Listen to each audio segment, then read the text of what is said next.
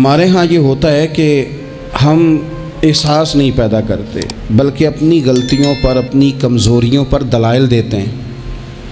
ہم یہ کہتے ہیں جناب یہ فلاں وجہ بنی تو مجھے یہ کرنا پڑا۔ میں نے ایسے نادان لوگ بھی زندگی میں دیکھے کہ ان سے قتل ہو گیا ہے۔ جس نے جان بوجھ کر کسی مومن کو قتل کیا اس کی سزا جہنم ہے۔ قتل ہو گیا تو ان سے سوال کیا گیا تو کہنے لگے اس نے مجھے گالی دی تھی، پھر میں کیا کرتا۔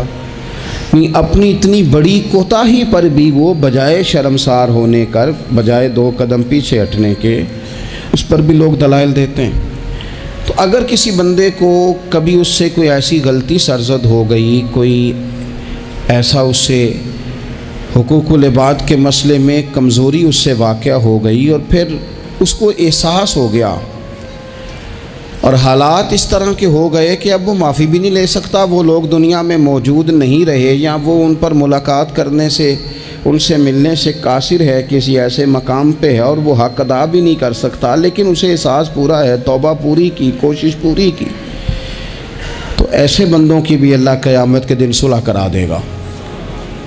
نبی کریم صلی اللہ تعالیٰ علیہ وآلہ وسلم نے ارشاد فرمایا کہ ایک بھائی صبح قیامت اپنے بھائی پر مقدمہ کرے گا، اے میرے مالک اس نے مجھے بڑا ستایا، اس نے مجھے بڑی تکلیف دی، فلاں جگہ اس نے میرے اوپر بڑی آزمائش مسلط کر دی، بڑی ساری تکلیفوں سے گزارا۔ اس سے مراد مسلمان بھائی ہے، وہ اس کا دوست ہو یا کاروباری ساتھی ہو یا سگا بھائی ہو یا کوئی بھی ہو۔ حضور فرماتے ہیں وہ مقدمہ کرے گا، یہ مسند امام احمد بن حنبل میں حدیث موجود ہے۔ عرض گزار ہوگا اے کائنات کے رب اس نے بڑی تکلیف دی، بڑا ستایا، مہربانی کی جائے مجھے اس سے بدلہ لے کے دیا جائے۔ اب بندہ جو سامنے جس پر مقدمہ دائر کیا جا رہا ہے وہ تو مرتے دم تک توبہ کرتا رہا، احساس ہو چکا تھا، ازالے کی کوشش کرتا رہا، لیکن اسے موقع میسر نہیں آیا، حالات ہی ایسے نہیں تھے۔ اب اللہ کے محبوب فرماتے ہیں رب اس مقدمہ کرنے والے سے کہے گا چل اپنے بھائی کو معاف کر دے۔ وہ پھر اپنا دکھڑا سنائے گا، اپنے اس درد کی شدت کو بیان کرے گا جو اس کی طرف سے آنے والی تکلیف پر وہ آزمائش سے گزرا، اس کا اظہار کرے گا کہ مالک میں تو بڑی تکلیف میں رہا ہوں، ایسے معاف کیسے کر دوں؟ تو اللہ کریم فرمائے گا اٹھ، پھر وہ سامنے جنت میں نظر ڈال، وہ مکان دیکھ سامنے، وہ دیکھ کے کہے گا سبحان اللہ اتنا خوبصورت مکان، اتنا عالی شان محل، جلدی سے عرض کرے گا مالک یہ کس کو ملے گا؟ تو رب فرمائے گا جو اپنے بھائی کو معاف کر دے۔ تو فوراً سے پہلے عرض کرے گا اللہ میں نے معاف کیا، اللہ میں نے معاف کیا، اللہ میں نے معاف کیا۔ تو رب کریم فرمائے گا پکڑ پھر اپنے بھائی کا بازو اور جا، میں نے تم دونوں کے لیے جنت میں مکان بنا دیے۔ تو ایک تو یہ یاد رکھیں کہ کوئی شخص اگر یہ دعویٰ کرتا ہے کہ میں نے کبھی، ہمارے ہاں بہت سارے لوگ ایسے ہیں جو بعض اوقات بات کرتے ہیں تو ان کی بات سے انا پرستی چھلکتی ہے، وہ کہتے ہیں جی یاد تو نہیں کبھی کسی کے ساتھ زیادتی کی ہو۔ میں نے کہا یہ تو آپ نے بہت بڑا ہی دعویٰ کر دیا ہے، تو بہت بڑا دعویٰ کر دیا آپ نے، ایسے تو ہوتا نہیں۔ کبھی کبھی انسان جو اس کے زیادہ قریبی لوگ ہوتے ہیں، زیادہ قریبی ساتھ رہنے والے، اسے ان کے بارے میں زیادہ حساس ہونا چاہیے۔ میں نے دیکھا ہے کہ ڈھیر سارے لوگ ہیں جن کے ذمے بڑے لوگوں سے معذرت کرنا ہے لیکن تیار ہی نہیں۔ ہمارے ہاں لوگ حکومتیں کر کے چلے گئے اور ان کے دور حکومت میں بڑے بڑے سیاہ قسم کے حالات ہوئے، لوگوں کو بڑی تکلیف ہوئی، لیکن رخصت ہونے کے بعد جب ان سے وجوہات پوچھی گئیں تو کبھی کوئی شخص ماننے کو تیار نہیں ہوا، کبھی کسی شخص نے یہ نہیں کہا کہ مجھ سے غلطیاں ہوئی ہیں، مجھ سے کمزوریاں رہ گئی ہیں، بلکہ کچھ لوگ مستقل بنیادوں پر بٹھائے ہوتے ہیں جو سارا دن یہ گنواتے ہیں کہ ان کی تو غلطی ہے ہی کوئی نہیں، وہ تو بڑے کامیاب ترین لوگ ہیں۔ حالانکہ جو بڑے بڑے لوگ تھے، بڑے بڑے لوگ، حضرت عمر فاروق جیسے بڑے آدمی تھے نا حضرت عمر فاروق، تو آخری وقت میں جب آپ کو زخم لگ گیا تو لوگوں نے آپ کی تعریفیں کی کہ آپ بہت بڑے ہیں، آپ نے بڑی خدمت کی، تو حضرت عمر کہنے لگے مجھے اپنی غلطیوں کا بھی احساس ہے اور تم میری تعریفیں کر رہے ہو۔ یہ جملہ دیکھیں، فرمانے لگے مجھے زیادہ اجر کی ضرورت نہیں، بس دعا کرنا میری نیکیاں اور میری غلطیاں برابر برابر ہو جائیں اور رب مجھے معاف کر دے، بس چونکہ مجھے اپنی کمزوریوں کا بھی احساس ہے۔ یہاں یہ معاملہ ہوتا ہے کہ لوگ جب غلطیاں کر رہے ہوتے ہیں، ظلم کر رہے ہوتے ہیں، زیادتی کر رہے ہوتے ہیں، تب وہ سمجھتے ہیں کہ ہمیں تو کوئی دیکھنے والا نہیں۔ میرا اللہ قرآن حکیم میں فرماتا ہے وَلَا تَحْسَبَنَّ اللَّهَ غَافِلًا عَمَّا يَعْمَلُ الظَّالِمُونَ، فرمایا ظالم جو کام کرتے ہیں ہرگز نہ سمجھنا کہ اللہ ان کے کاموں سے بے خبر ہے، وہ وقت کا انتظار کریں۔ وَلَا تَحْسَبَنَّ اللَّهَ غَافِلًا، گمان نہ کرنا، ہرگز گمان نہ کرنا کہ اللہ غافل ہے۔ يَعْمَلُ الظَّالِمُونَ، ظالموں کے کاموں سے، جو زیادتیاں لوگ کرتے ہیں، جو ظلم و ستم لوگ کر رہے ہیں، جس نے اپنے بچے کو پیسوں کے زور پر کسی غریب کے بچے کا میرٹ پیچھے کر کے اپنے بچے کا داخلہ کرایا ہے اور مبارکیں بھی وصول کی ہیں، تو لوگوں کو تو نہیں پتا کہ اس نے پیسے دے کے داخل کرایا ہے، پر رب تو غافل نہیں نا اس کام سے، اللہ کو تو پتہ ہے۔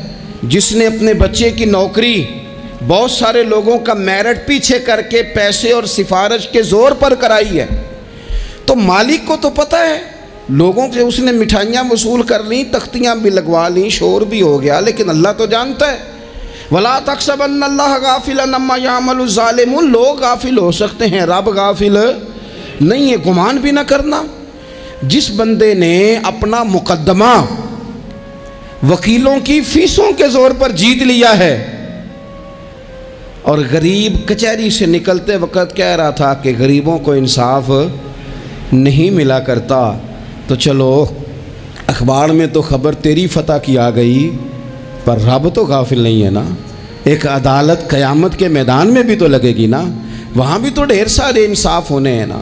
جس شخص نے کسی کی زمین پر قبضہ کر لیا ہے اور سامنے والا مجبور تھا، تنگ دست تھا، کمزور تھا، وہ اتنی نہیں رکھتا تھا کہ وہ بندوقیں اور پسٹل اور گنڈے اور بھتہ خور بندے لے کے آئے اور اپنا قبضہ چھڑوا لے، تو نے لے لیا، ہو گئی بات، لوگوں کو تو نہیں پتا، پر رب تو غافل نہیں ہے نا۔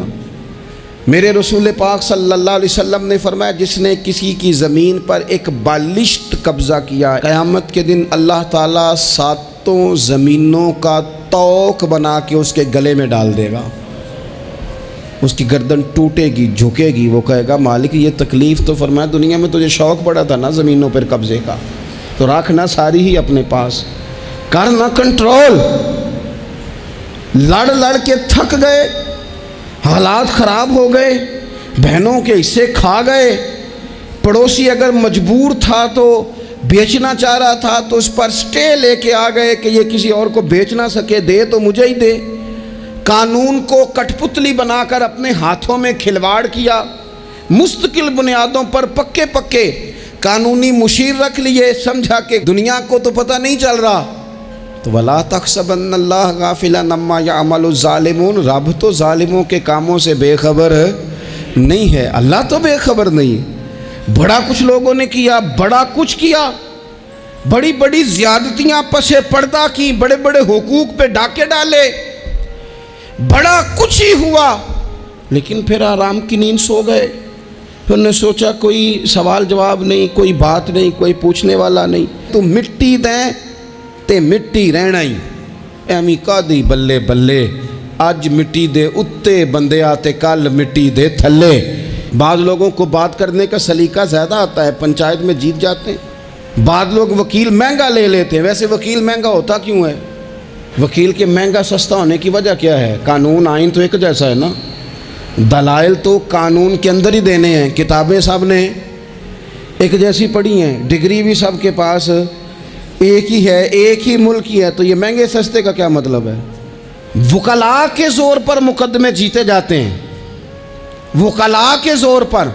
اور اگر خبریں ایسی بھی ہوں کہ بعض عدالتیں بھی پریشر قبول کرتی ہیں، بعض ادارے بھی پریشر قبول کرتے ہیں، پھر ملک نہیں بنا کرتے، پھر صرف کشتیاں لڑی جاتی ہیں، صبح سے شام تک کشتی لڑو اور شام کو کہنا کہ نہیں رزلٹ ٹھیک نہیں آیا، جو ریفری تھا، جو امپائر کھڑا کیا تھا، اس نے کہا نہیں یہ کھیل دوبارہ ہوگا، سویرے پھر شروع کر دو۔ ٹھیک ہے، باہر جو لوگ ہیں بیچارے وہ اپنی جگہ پہ ہیں تو ہیں، ختم ہو گئی بات۔ آپ دیکھ لیں ہمارے ملک میں جتنے بھی سنجیدہ فکر لوگ ہیں وہ زیادہ پریس کانفرنسز نہیں کرتے، وہ زیادہ شور شرابہ نہیں کرتے۔ کچھ پکے لوگ رکھے ہوئے ہیں جن کی ڈیوٹی چرب زبانی ہے، جن کی ذمہ داری ہر وقت آنکھ کو بھڑکا کے رکھنا، جن کے ذمے یہ کام لگایا جاتا ہے سوائے اس کے انہیں کچھ بھی نہیں آتا، صرف اتنا ہی جانتے ہیں کہ ہم نے سامنے والے کی پگڑی کو کیسے اچھالنا ہے۔ تو کبھی بھی کسی موقع پر بھی کسی کی ایک پائی بھی ظلمن کبھی بھی اپنے قبضے میں نہ لیں۔ یاد رکھنا رزق زیادہ ضروری نہیں ہوتا، رزق برکت والا ضروری ہوتا ہے۔ تھوڑا ہو لیکن اس میں برکت ہو، کثرت سے کام نہیں چلتا، برکت سے کام چلتا۔ بہت پیسے ہوں لیکن ان میں برکت ہی کوئی نہ ہو، آتے بھی جا رہے ہیں اور جاتے بھی جا رہے ہیں، کوئی سمجھ نہیں آ رہی۔ تو ظلم اور زیادتی اور جبر ہمارے ہاں یہ دور بدل گیا، میڈیا لوگوں کی جیب میں آ گیا، آسانی ہو گئی، سیٹلائٹ کا سسٹم آ گیا، دور دراز کونوں میں لوگ اپنی بات لوگوں تک پہنچانے کا ذریعہ حاصل کر سکے، ساری آسانیاں ہو گئیں، ہر چیز لوگوں کو میسر آ گئی، تیزی ہو گئی، لیکن سچ پھر بھی نہیں عام ہو سکا۔ حقیقت پسندی کے دعوے لوگوں نے پھر بھی نہیں کیے۔ اگر کوئی چیز عام ہوئی بھی تو وہی جھوٹ، وہی بددیانتی، وہی ظلم و ستم۔ آپ دیکھ لیں کوئی ایک کیس بھی کبھی آتا ہے میدان میں، ایک کیس بھی، اور 4 دن اپنی فیس بک کی بات بڑھانے کے لیے اس پر شور بھی کیا جاتا ہے، پھر وہ دب جاتا ہے، پھر اس کے بعد وہ قصہ پارینہ ہو جاتا ہے۔ جب ظلم حد سے بڑھ جاتا ہے پھر انسان کا اپنا وجود بھی اس کے لیے باعث عار بن جاتا ہے۔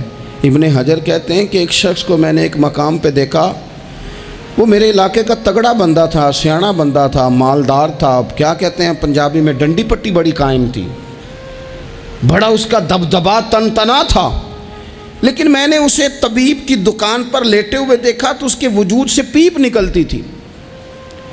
میں نے اسے کہا یار تیرے نام سے تو لوگ خوف زدہ رہتے تھے، تیرا نام لے کے تو لوگ بچوں کو ڈرایا کرتے تھے، تیرے سے انسلاک رکھنے والے تو بازاروں میں گردنیں اونچی کر کے چلتے، تجھے کیا ہوا؟ تو کہنے لگا بس جب خدا کا حکم آیا، جب اللہ کی حکمت کا غلبہ ہوا، جب تک اس نے ڈھیل دی تو دی، لیکن جب وہ پکڑنے پہ آیا تو پھر حال یہ ہوا کہ ایک غریب مچھیرا مچھلیاں پکڑنے کے لیے دریا میں سارا دن بیٹھا رہا، اسے مچھلی نہ ملی، شام کو روئی پڑا کہ مالک میرے تو بچوں کے پاس کھانے کو بھی کوئی شے نہیں۔ تو ایک مچھلی شام کو بڑی محنت کے بعد ایک بڑی مچھلی اس کے ہاتھ لگی۔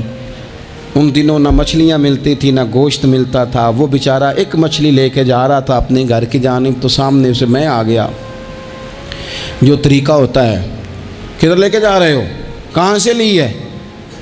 تو کہتے اس نے کہا صاحب مجھے پتہ ہے آپ مجھ سے چھین لیں گے، لیکن میرے بچے صبح سے بھوکے ہیں، یہی میرا روزگار ہے، آج مجھے کچھ نہیں میسر آیا، میں نے اس مچھلی کو لیا ہے، مجھے تو بیچنے کو بھی کچھ نہیں ملا، پتہ نہیں مجھے پکانی کس طرح ہے، تو یہ ایک مچھلی میرے بچوں کی خوراک بنے گی، کل لوٹ لینا، پرسوں لوٹ لینا، تمہارا تو کام ہی لوٹنا ہے، چلو کچھ دن کے لیے ہاتھ روک لو۔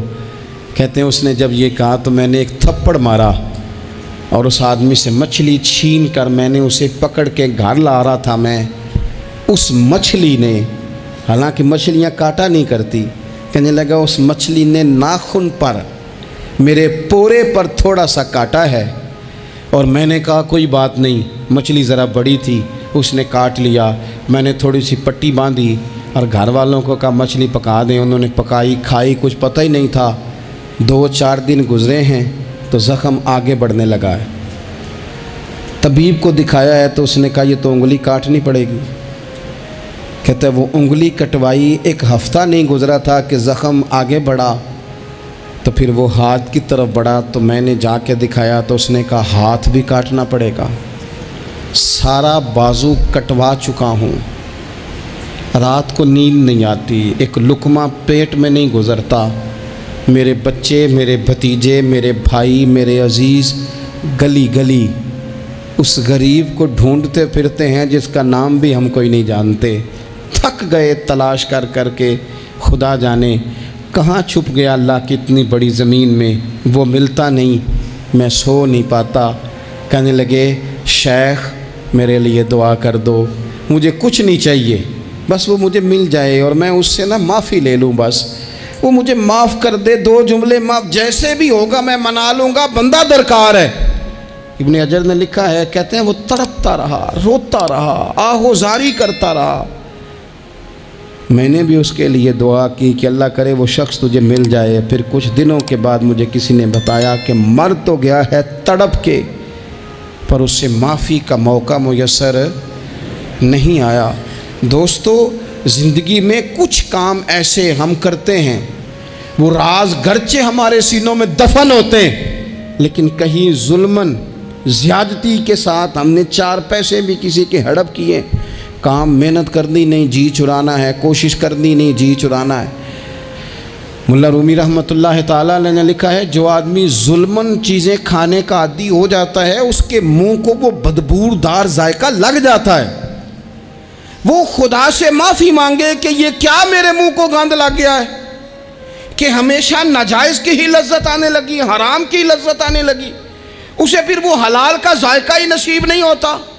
اپنی زندگی میں جائز پیسہ، رزق حلال، طیب، طاہر، صاف ستھرا، کبھی ظلم نہ کریں، کبھی زیادتی نہ کریں۔ کبھی حضرت سعد بن ابی وقاص رضی اللہ تعالیٰ عنہ کچھ بانٹ رہے تھے، تو ایک شخص نے آ کے کہا، یہ بخاری میں آپ کو ملے گا، اس نے آپ پر 3 الزام لگائے۔ کہنے لگا ایک تو آپ جہاد پہ نہیں جاتے حالانکہ بڑے مجاہد تھے، دوسرا آپ بانٹنے میں احتیاط نہیں کرتے، تیسرا جناب آپ غریبوں کو ترجیح نہیں دیتے۔ 3 الزام اس طرح کے اس نے آپ پہ لگائے، ناانصافی کا، معاذ اللہ، جنگ پہ نہ جانے کا۔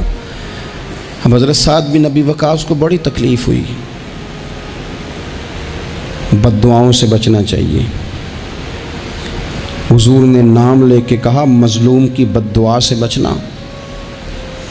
دکاندار کپڑے دیکھ کے اہمیت دیتا ہے، کپڑے دیکھ کے، اگر دکان پہ چڑھنے والا مہنگے کپڑے پہن کے چڑھا ہے تو اٹھ کے کھڑے ہو کے مال دکھاتا ہے۔ اگر کپڑے پھٹے پرانے ہیں اور خاتون نے جو گود میں بچہ اٹھایا وہ بھی غریب ہے تو کہتا چل چل، انہیں خریدنا کچھ ہے نہیں۔ یہاں سے ظلم شروع ہوتا ہے، یہاں سے بندہ دیکھ کر لوگ اس کے ساتھ رویہ اختیار کرتے ہیں۔ بندہ دیکھ کر، میری غربت نے کیا مجھ کو زمانے میں بدنام، تیری دولت نے تیرے عیب چھپا رکھے۔ حضور فرمانے لگے مظلوم کی بد دعا سے بچنا، جب وہ اپنے ہاتھ اٹھاتا ہے نا رب کی بارگاہ میں، تو پھر آسمان کو بھی حکم ہوتا ہے تو درمیان میں ہٹ جا، کوئی شے نہ آئے اسے سیدھا اللہ کی بارگاہ میں پہنچنے دے۔ ہٹ جاتی ہے ہر چیز۔ مظلوم کی بد دعا سے بچو۔ حضرت سعد عزت دار آدمی تھے، لوگ عزت داروں پر بھی ظلم کرنے سے باز نہیں آتے۔ حضور کے غلام تھے، نبی پاک کے سچے سچے صحابی تھے، اس نے جھٹ سے منہ کھولا، الزام لگا دیا، سوچا سمجھا ہی نہیں کہ میں اس شخص کے بارے میں بات کر رہا ہوں جس کی صبح اور شام میں حضور کے ساتھ وفا کرتے گزر گئیں، بخاری میں موجود ہے۔ ظلمن بات کی، ظلمن، کہنے لگا نہ جہاد پہ جاتے ہو، نہ مال غنیمت انصاف سے بانٹتے ہو، نہ عدل کرتے ہو، الزامات لگاتا۔ حضرت سعد چپ کر گئے۔ کئی دفعہ نفیس آدمی وہ اس کو تکلیف ہوتی ہے وضاحت دیتے بھی کہ میں وضاحت دوں، اب یقین کریں وضاحت دیتے بھی تکلیف ہوتی ہے۔ حضرت سعد بن ابی وقاص خاموش ہو گئے، چپ کر گئے۔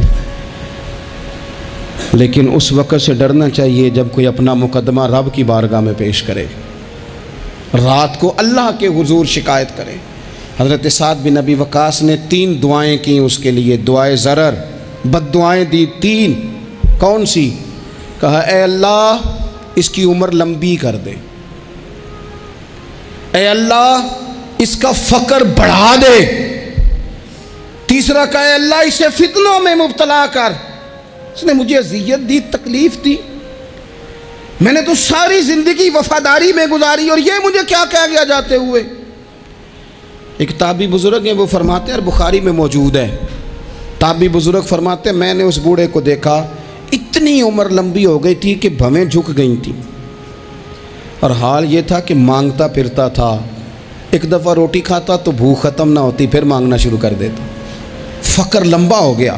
اور فرماتے ہیں فتنے کا یہ حال تھا کہ نہ اب خواہش تھی نہ اس کے وجود میں اتنی طاقت تھی، لیکن راہ سے گزرتے معاذ اللہ ثم معاذ اللہ کسی خاتون کو چھیڑ دیتا، اسے جوتے پڑتے، اسے تکلیف ہوتی۔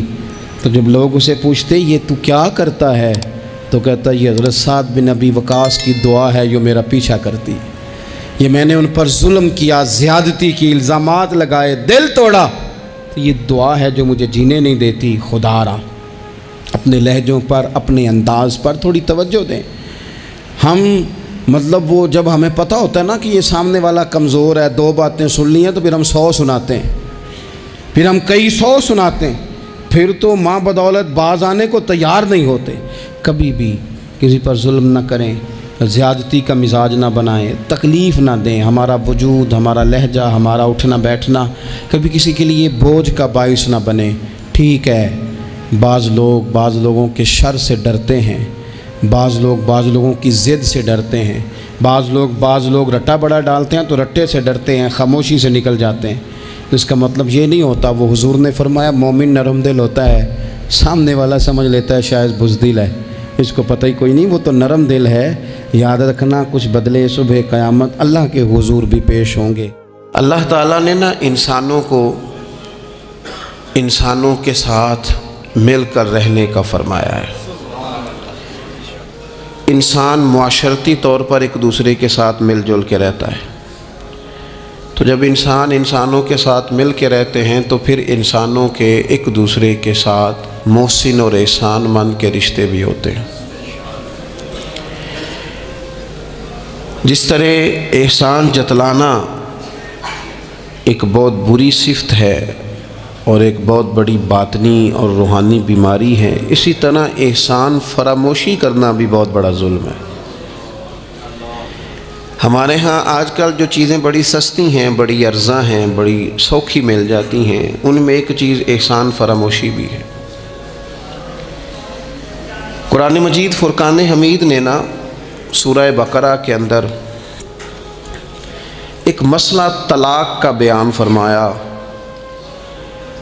کہ اگر کوئی خالی نکاح ہوا ہو اور طلاق دے دے اپنی بیوی کو تو وہ حق مہر کا کیا معاملہ کرے۔ طلاق ہو رہی ہے، بات طلاق کی، میاں بیوی کے جدا ہونے کی بات آ گئی، تو اس مقام پر اللہ تعالیٰ نے قرآن مجید میں میاں بیوی کو کیا کہا، فرمایا وَلَا تَنْسَبُوا الْفَضْلَ بَيْنَكُمْ، آپس میں ایک دوسرے کے احسان کو بھلا نہ دو۔ وقت طلاق بھی تمہارے جو ایک دوسرے پر احسانات ہیں ان کو بھلا نہ دینا۔ کیوں کہ ان اللہ بما تعملون بصیر، بے شک اللہ تمہارے کاموں کو دیکھ رہا ہے۔ انسان کا انسان کے ساتھ جو بھلائی کا رشتہ ہے، نیکی کا، اسے کبھی نہ بھلایا جائے۔ اور قرآن مجید نے کہا حل جزاء الاحسان الا الاحسان، کیا ہے بھلا نیکی کا بدلہ مگر نیکی، احسان کا بدلہ صرف احسان۔ ہم نہ احسان مندی نہیں کرتے، مزاج نہیں پیدا کرتے۔ اچھا کبھی احسان مانتے بھی ہیں تو کسی نے جو ایک دو احسان کر دیے ہیں نا اس کا مانتے ہیں، اور ہمارے جو قریبی ہیں، جو اپنے ہیں، جن کے احسان گنے نہیں جا سکتے، شمار نہیں کیے جا سکتے، ہم پر سب سے زیادہ احسان ہمارے رب کریم کا ہے۔ اس نے ہمیں پیدا کیا ہے، اس نے ہمیں زندگی دی ہے، وہ ہمیں رزق دیتا ہے، اس نے ہمیں شعور دیا ہے، اور پھر اس کے بعد ہمارے اوپر سب سے بڑھ کر احسان ہمارے رسول پاک کا ہے صلی اللہ علیہ وسلم۔ حضور کا تو وجود ہی پورا اللہ کا احسان ہے۔ لقد من اللہ علی المؤمنین اذ بعث فیہم رسولا، رب کہتا ہے میں نے تم پر احسان کیا ہے کہ میں نے تمہیں اپنا رسول عطا فرمایا ہے۔ حضور کا سارا وجود ہی ہمارے اوپر احسان ہے۔ لیکن آپ دیکھ لیں اس احسان مندی کا جو خاص جذبہ ہونا چاہیے تھا اور ہمارے وجود میں اس کے جو اثرات ہونے چاہیے تھے اور ہماری طبیعت جس طرح جھکی ہوئی ہونی چاہیے تھی اس احسان پر، وہ ہمارا مزاج نہیں بنتا الا ماشاء اللہ۔ اللہ تعالیٰ کے احسانات ہیں، نبی پاک کے احسانات ہیں، پھر علماء، مشائخ، قرآن مجید کے تراجم، تفاسیر، احادیث کی شروحات لکھنے والے، ہمیں سمجھانے والے، جو ہمیں اللہ رسول سے جوڑتے ہیں، جو ہمیں وہ رستہ دکھاتے ہیں، ان لوگوں کے احسانات ہیں، ہمارے اساتذہ کے احسانات ہیں۔ اور دنیاوی احسانوں میں سب سے بڑھ کر جو ہمارے اوپر احسان ہے وہ ہمارے والدین کا ہے۔ اور قرآن مجید میں اللہ کریم نے فرمایا میرا بھی شکر ادا کرو اور اپنے ماں باپ کا بھی شکر ادا کرو، ان کا بھی شکریہ ادا کرو۔ مزاجوں میں تشکر کا جذبہ نہیں۔ وہ میں ایک دوست ناراض ہو گئے اپنے گھر سے، تو والد نے انہیں کہا ٹھیک ہے آپ الگ ہو جائیں، جو ان کا حصہ تھا وہ ان کو دے دیا۔ 4 بھائیوں میں سے ایک کو انہوں نے روانہ کر دیا۔ اب ظاہر ہے کچھ پریشان ہوئے، گھر چھوڑنا تھا تو ایک اور جگہ منتقل ہوئے، تو ان کے ایک دوست نے ان کی مدد کی اور ان کو انہوں نے کچھ دن اپنے ساتھ رکھا، پھر آہستہ آہستہ مواقع بن گئے اور جگہ ان کو مل گئی۔ تو وہ میرے ساتھ گفتگو کر رہے تھے، تو ہم جو سادہ لوگ ہوتے ہیں دیسی دیہاتی، وہ ہم نا ایک بات ہی پکڑ لیتے ہیں ساری زندگی اور تصویر کا دوسرا رخ دیکھنے کو تیار نہیں ہوتے۔ کہنے لگے جی یہ میرا محسن ہے، اس نے اتنے دن مجھے گھر رکھا، کوئی 20-25 دن اس نے مجھے اپنے گھر رکھا، پھر اس نے میرے ساتھ تعاون کیا، پھر کاروبار چلانے میں میری مدد کی، پھر مجھے مکان لے کے دیا۔ 1-2 سال تک اس طرح اس نے مجھے سپورٹ کیا کہ میں ٹانگوں پہ کھڑا ہو گیا۔ اماں ابا نے تو مجھے نکال دیا تھا، اور ان کی وہ شکوے بھی بیان کرنے لگا، شکایتیں بھی کرنے لگا۔ تو میں نے اسے کہا کمال ہے نا، جس نے 20 دن گھر میں رکھا وہ محسن ہے، اور جس ماں نے 9 مہینے پیٹ میں رکھا اس کے بارے میں تیرا رویہ ہی بدل گیا ہے۔ آپ غور کریں گے اور سمجھیں گے اس بات کو کہ 9 ماں نے پیٹ میں رکھا، اور کیا دکھ سہے، کیا تکلیف ہے۔ اور میں نے کہا اس نے 2 سال سپورٹ کی ہے، اور یہ تو تیرا محسن ہے۔ اور جس باپ نے اتنی سپورٹ کی کہ تیرے 3 بچے بھی ہو گئے، تو وہ بس 1-2 منٹ میں تو وہ چپ کر گیا۔ میں نے کہا تمہیں یہ سپورٹ نظر نہیں آئی؟ ہم جو پیر صاحب تک پہنچے، ہم جو استاد صاحب تک پہنچے، ہم جو دوستوں تک پہنچے، ہم جو رشتہ داروں تک پہنچے، ہم جو اولاد تک پہنچے، ہم جو سسرال تک پہنچے، ہم جہاں بھی پہنچے، اس پہنچنے میں پہلا کردار ہمارے ماں باپ کا ہے۔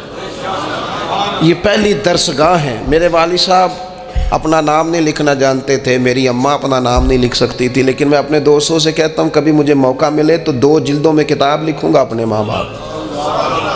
میری والدہ کے بارے میں کوئی مجھ سے پوچھے کہ آپ کی اماں کیا ہے، تو میں کہوں گا میری اماں میرے لیے یونیورسٹی ہے، میری اماں میرے لیے اتھارٹی ہے، اس لیے کہ اس گود کے اندر بیٹھ کے جو سیکھا ہے وہ کہیں اور سیکھنے کو نہیں ملا۔ میرے والد صاحب میرے لیے اسکول آف تھاٹ ہیں، میری سوچوں پر پہلا اثر ان کا ہے۔ ہم نا مطلب وہ نئے نئے رنگ، نئے نئے انداز، نئی نئی چیزیں دیکھ کر پیچھے ہم ہر چیز بھولتے جاتے ہیں، اور نوے نوے نہ یار بنائیے۔ میں نہیں جی اگوں آکھنا، اس لیے کہ میرا میاں صاحب سے یہ شکوہ ہے کہ تسی کمینہ ہی آکھ چھڑیا ہے۔ یہ تو ثقیل لفظ ہے، صوفیاء ثقیل جملے استعمال نہیں کرتے، تو ثقیل ہے لفظ، یعنی آج کل بھی کسی کو کمینہ کہنا بڑا مشکل کام ہے نا، بندہ نالائق کہہ دے، بیوقوف کہہ دے، تھوڑا سا نا لفظ قابو میں ہے، لیکن کمینہ کہنا، لیکن میاں صاحب کہتے ہیں نوے نوے نہ یار بنائیے ایویں وانگ۔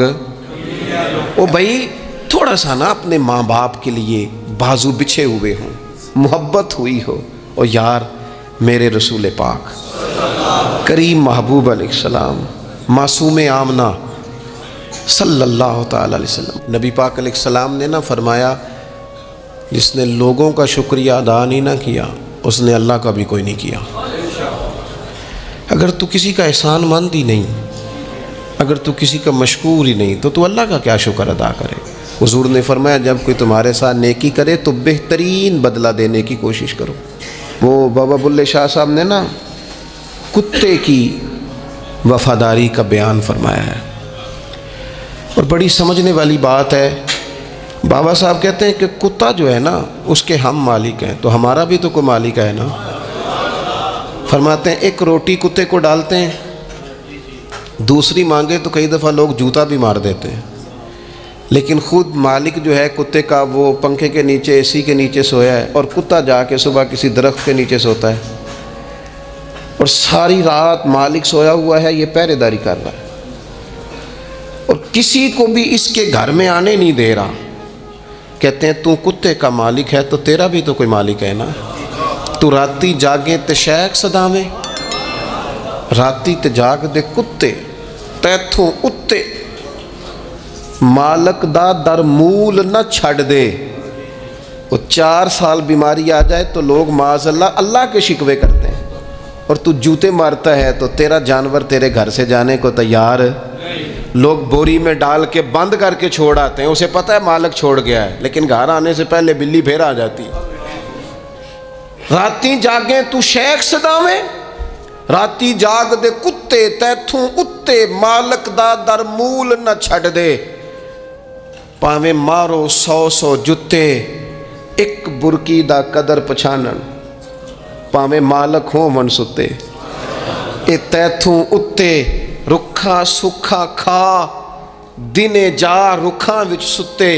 تیتھوں اتے اٹھ بلیا، چل یار منا لے، نہیں تے پھر بازی لے گئے نہیں کتے۔ اٹھ بلیا چل یار منا لے، نہیں تے بازی لے گئے۔ جنہاں تناں وچ عشق نہ رچیا، کتے ہونا تھی چنگے۔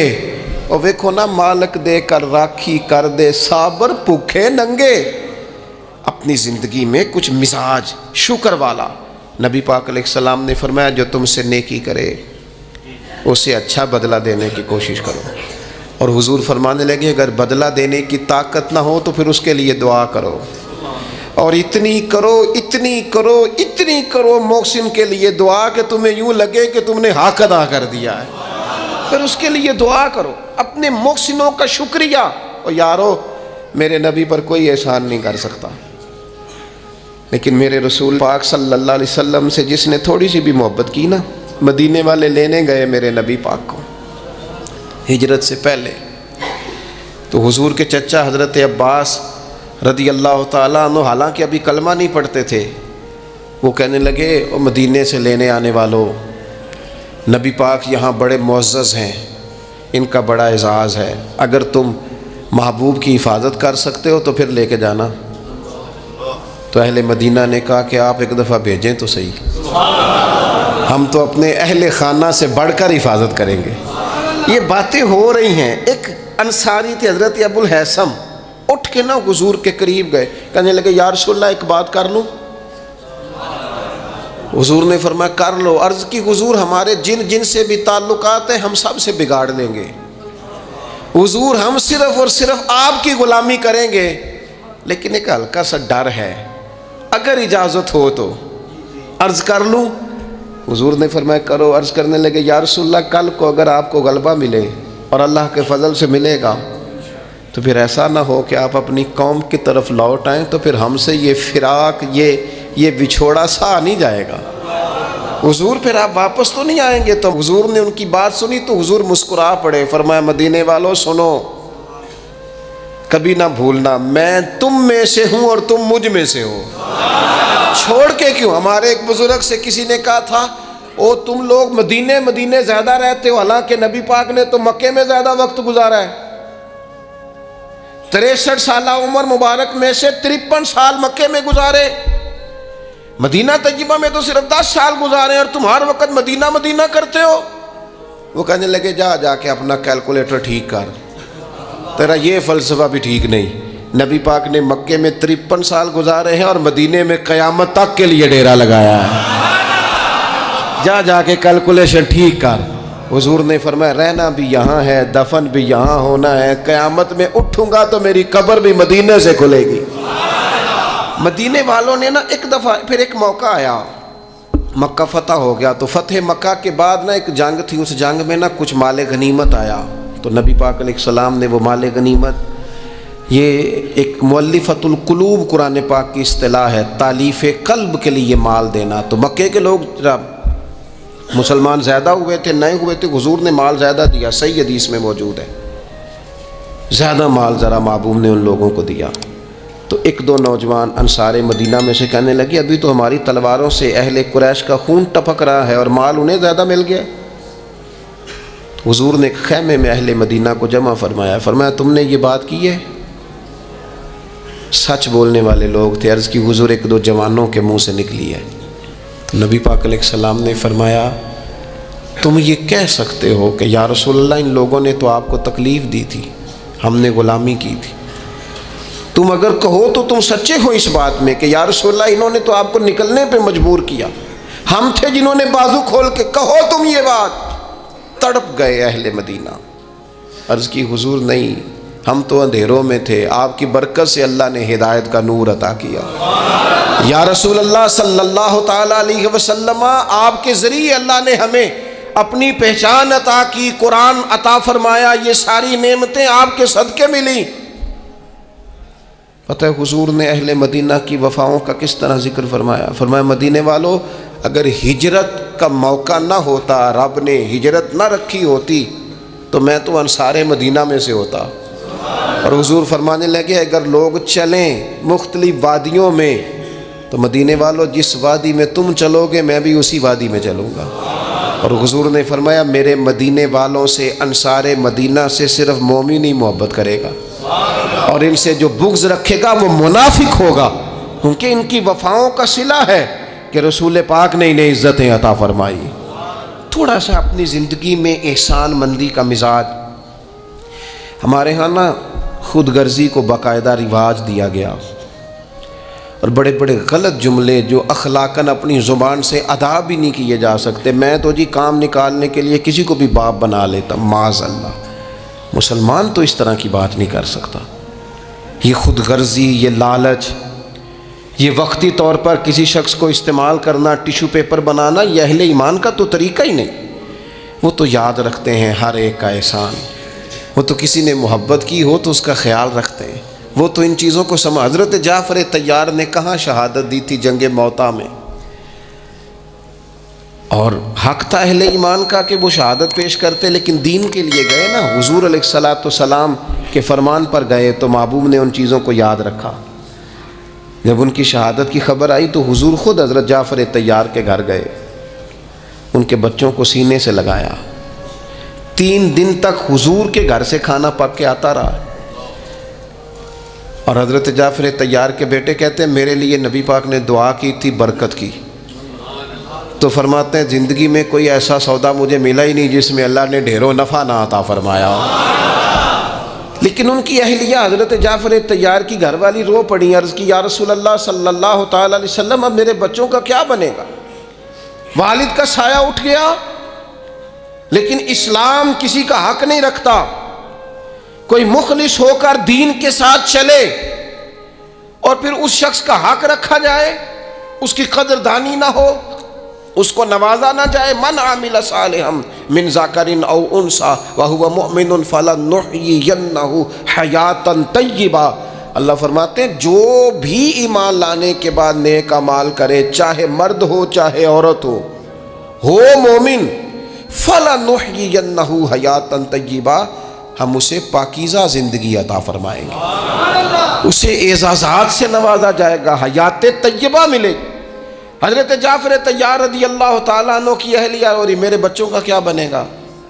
والد چلا گیا۔ بڑے مسائل ہوتے ہیں زندگی میں، ہم نے دیکھا ہے والد کے جانے کے بعد کس طرح کی آزمائشوں سے لوگوں کو گزرنا پڑتا ہے۔ شروع میں لوگ آ کے کہتے ہیں ہم تمہارے ساتھ ہیں، پھر لوگ کہتے ہیں کوئی ایسا تو نہیں نا ابا چلا گیا، بڑا کچھ دے کے گیا ہوگا، اور پھر یہ نکمے کیوں ہیں، یہ کام کیوں نہیں کرتے؟ پھر وہی لہجے تھوڑے ہی عرصے کے بعد تبدیل ہو جاتے ہیں، انداز بدل جاتا ہے۔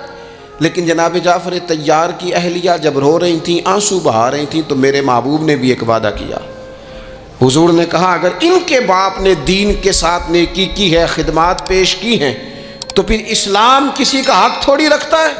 نبی کریم صلی اللہ تعالی علیہ وآلہ وسلم نے فرمایا تو پریشان نہ ہو، انا ولیہم فی الدنیا والآخرہ، فرمایا میں دنیا میں بھی ان کا وارث بنوں گا، میں قیامت میں بھی ان کا وارث بنوں گا۔ میں والی ہوں، میں سرپرست ہوں ان کا دنیا اور آخرت میں۔